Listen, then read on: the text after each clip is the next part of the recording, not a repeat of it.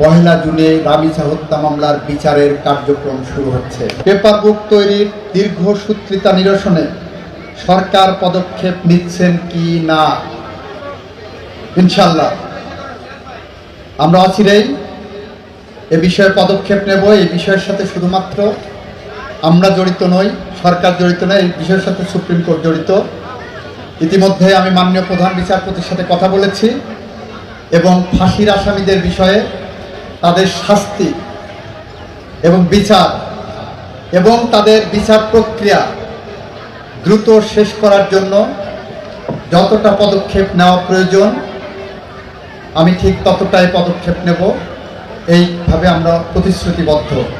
আপনি ইতিমধ্যে দেখেছেন ঢাকার মিরপুরে রামিসা হত্যাকাণ্ড কি নির্মম নৃশংসতা, কণ্ঠরুদ্ধ হয়, বাষ্পরুদ্ধ হয়ে ওঠে।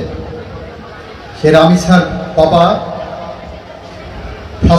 ফ্রাস্ট্রেশন নিয়ে বলেছিলেন উনি বিচার চান না, কারণ উনি জানেন বিচার হবে না।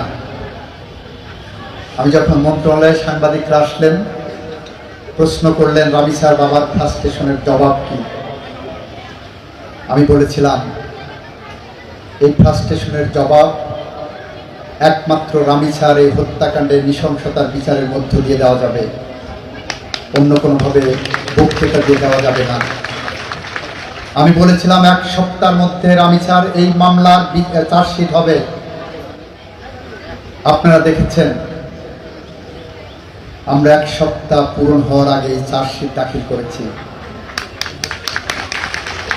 আমরা রামিসা হত্যাকাণ্ডের বিচারের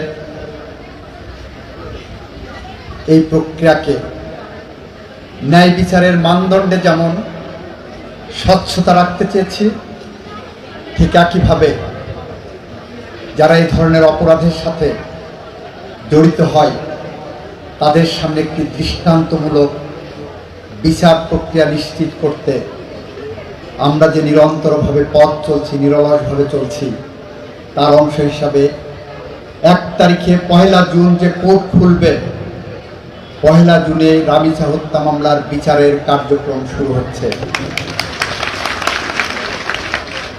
সুতরাং আপনারা ধৈর্য ধরেন। ঠিক রামিসার মতো মাগুরার আসিয়া সহ যতগুলো ফাঁসির আসামি,